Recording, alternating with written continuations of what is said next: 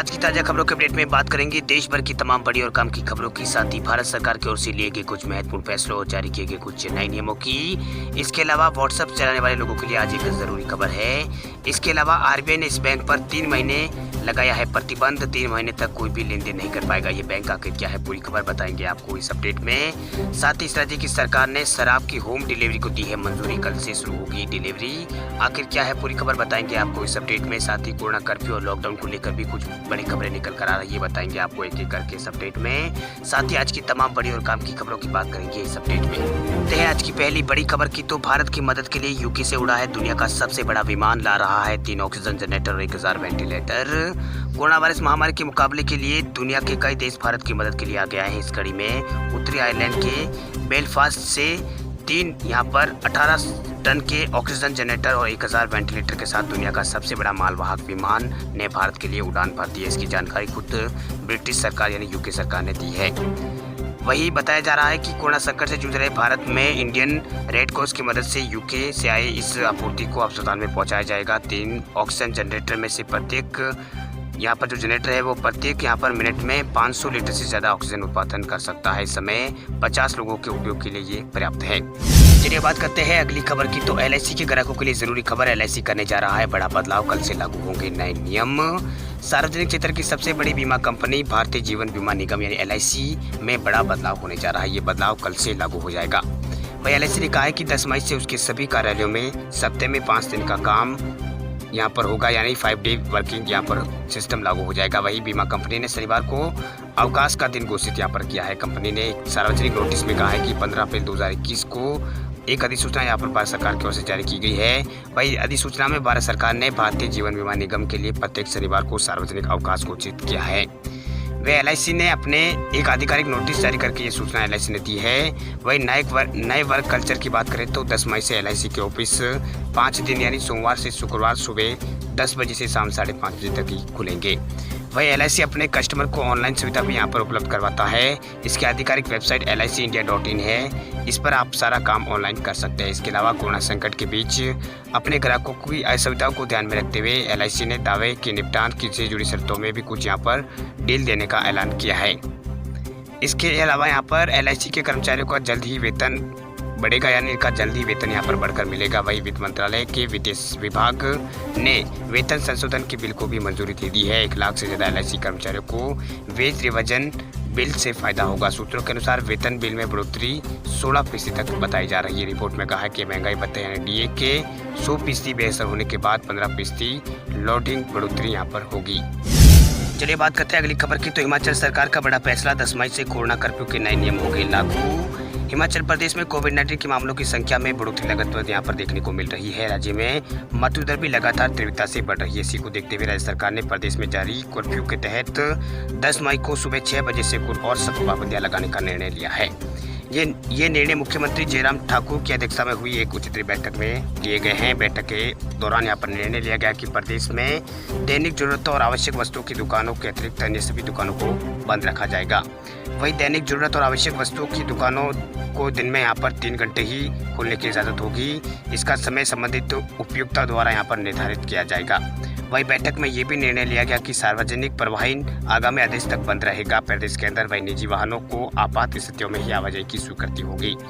वही राज्य के मुख्यमंत्री ने राज्य में लोगों को कोरोना महामारी फैलने से रोकने के लिए कोरोना कर्फ्यू को प्रभावी क्रियान्वयन कर अपना पूर्ण सहयोग देने का आग्रह किया है। उन्होंने लोगों से घर में ही रहने और अति आवश्यक होने पर ही घर से बाहर निकलने का आग्रह किया है। उन्होंने कहा है कि राज्य सरकार द्वारा ये निर्णय कोरोना वायरस के चैन को तोड़ने के लिए और प्रदेशवासियों के जीवन और सुरक्षा के मद्देनजर लिया गया है।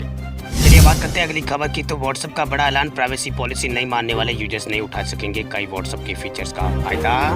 व्हाट्सएप ने अपने यूजर्स को बड़ी राहत देते हुए कहा है कि नई प्राइवेसी पॉलिसी को स्वीकार करने की समय सीमा को खत्म कर दिया गया है। कंपनी की तरफ से बताया गया है कि अगर कोई प्राइवेसी पॉलिसी को स्वीकार नहीं करता है तो भी उसका अकाउंट सस्पेंड या फिर डिलीट नहीं किया जाएगा।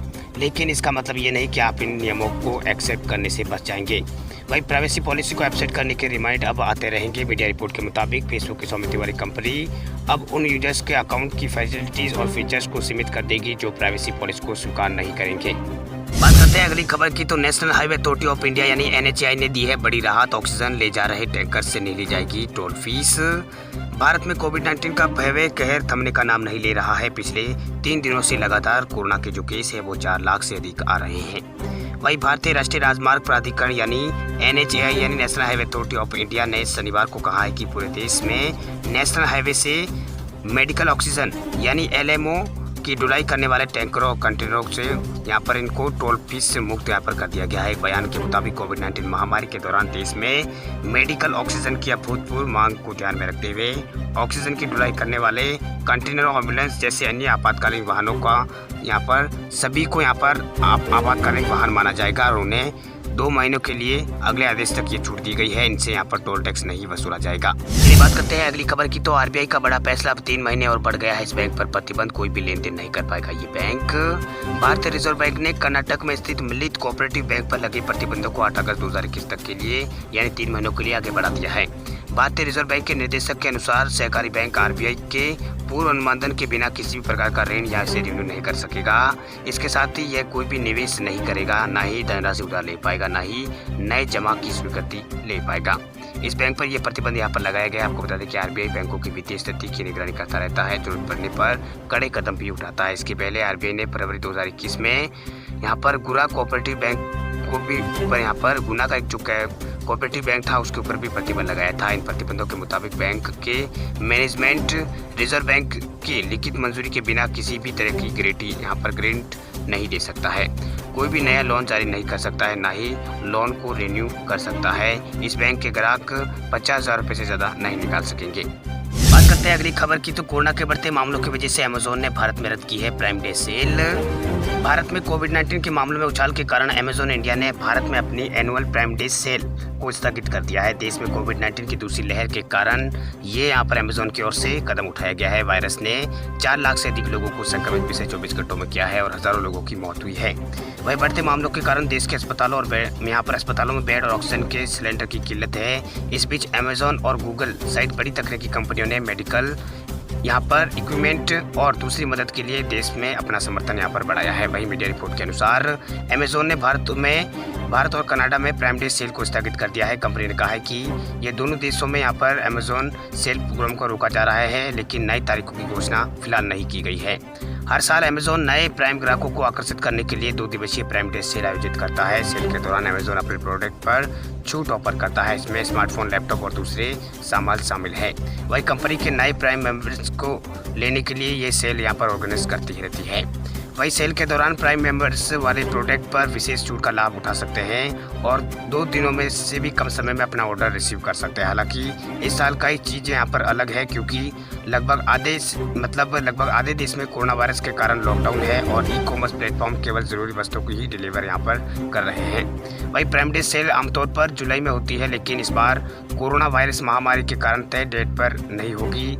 2020 में अमेजोन ने प्राइम डे सेल अक्टूबर में अमेरिका और कई दूसरे देशों में आयोजित की थी। महामारी के मद्देनजर कई स्मार्टफोन कंपनियों ने लॉन्च इवेंट को भी यहाँ पर स्थगित कर दिया है। अब बात करते हैं अगली खबर की, तो देश में लगातार चौथे दिन 4 लाख से अधिक कोरोना के केस। 24 घंटों में कोरोना से मरने वालों का आंकड़ा 4100 पार। भारत में कोरोना महामारी का कहर जारी है। देश में लगातार चौथे दिन 4 लाख से अधिक नए कोरोना के केस सामने आए हैं, जबकि लगातार दूसरे दिन 4100 से अधिक लोगों की मौत हुई है। राष्ट्रीय राजधानी दिल्ली समेत कई राज्यों में कोरोना संक्रमण के आंकड़ों में गिरावट तो दर्ज की जा रही है, लेकिन मरने वालों की संख्या कम नहीं हो रही है। केरल एवं कर्नाटक समेत दक्षिण भारत के कई राज्यों में कोरोना मरीजों की संख्या में इजाफा हो रहा है।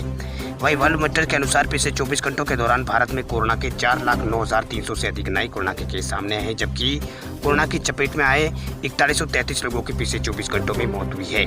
वहीं देश में लगातार कोरोना के मामलों में बढ़ोतरी देखी जा रही है। वहीं बीते 24 घंटों में भारत में कुल नए केसों की संख्या 4,09,300 आई है। वर्ल्ड मीटर्स के अनुसार वहीं बीते 24 घंटों में कुल मौतें 4133 हुई है। वहीं देश में कोरोना संक्रमितों की कुल जो आंकड़ा है वो यहाँ पर 2,22,00,000 पार हो चुका है। वहीं देश में मरने वालों की कुल संख्या 2,42,000 पार हो चुकी है। वहीं देश में अब तक ठीक हुए मरीजों की संख्या 1,83,00,000 के आसपास है। इस बीच भारत में लगातार बढ़ते कोरोना मरीजों के बीच केंद्रीय स्वास्थ्य मंत्रालय ने बड़ा कदम उठाते हुए कोरोना की राष्ट्रीय नीति में बदलाव किया है। नीति के तहत अब कोविड हेल्थ फैसिलिटी में बिना पॉजिटिव रिपोर्ट भी मरीजों को भर्ती किया जा सकेगा। वहीं नई नीति के मुताबिक किसी भी मरीज को ऑक्सीजन और दवा देने से मना नहीं किया जाना चाहिए, भले ही वो अलग शहर से क्यों ना हो। वहीं दिल्ली में नए मामलों में कमी है, लेकिन डरावनी मौतों का आंकड़ा लगातार बढ़ता जा रहा है। शनिवार को बीते 24 घंटों में 17,000 से ज़्यादा नए कोरोना के केस दिल्ली में सामने आए हैं, जबकि 332 लोगों की मौत यहां पर पिछले 24 घंटों में हुई। इस बीच राहत की खबर यह है कि दिल्ली में बीते 3 हफ्तों में पहली बार कोरोना संक्रमण की दर कम हुई है। वहीं दिल्ली में संक्रमण की दर घटकर 23.34% यहाँ पर पहुँच चुकी है। इससे पहले 17 अप्रैल को संक्रमण की दर 24.56% थी। वहीं राजधानी में फिलहाल कोरोना के 87,000 से ज़्यादा एक्टिव केस बचे हैं। वहीं दिल्ली में कोरोना मरीजों की घटती संख्या के बीच सरकार ने एक बार फिर ऑक्सीजन की कमी का मुद्दा उठाया है। दिल्ली के डिप्टी सीएम मनीष सिसोदिया ने कहा है कि 6 मई को दिल्ली में 577 और 7 मई को 487 मीट्रिक टन ऑक्सीजन की सप्लाई हुई है। और देश के अन्य राज्यों में भी कोरोना के मामलों में लगातार बढ़ोतरी देखने को मिल रही है। महाराष्ट्र में पिछले 24 घंटों में 864 कोरोना मरीजों की मौत हुई है। वहीं महाराष्ट्र में कोरोना से 53,000 से ज़्यादा नए मामले पिछले 24 घंटों में यहाँ पर महाराष्ट्र राज्य के अंदर आए हैं, जबकि कोरोना के चलते 864 लोगों की मौत हुई है। इधर राजधानी मुंबई में कोरोना के मामलों में गिरावट देखी जा रही है। एक दिन में मुंबई में कोरोना के 2678 नए केस आए हैं, जबकि 3600 से ज़्यादा मरीज ठीक हुए हैं। वहीं मुंबई में अब कोरोना के एक्टिव केसों की संख्या 48,000 के आसपास बची है। बिहार में 1 लाख से अधिक एक्टिव केस पहुंच चुके हैं। बिहार में पिछले 24 घंटों में संक्रमण के 12,000 से अधिक नए केस आए हैं, जबकि कोरोना से 76 लोगों की मौत हुई है। प्रदेश में कोरोना एक्टिव केसों की संख्या बढ़कर 1,12,000 से ज़्यादा हो गई है। इस बीच बिहार में उन लोगों का टीकाकरण किया जाएगा आज जिन्होंने पहले ऑनलाइन रजिस्ट्रेशन करा रखा है। बिहार में अभी कोविशील्ड की वैक्सीन के 3.5 लाख डोज मिले हैं।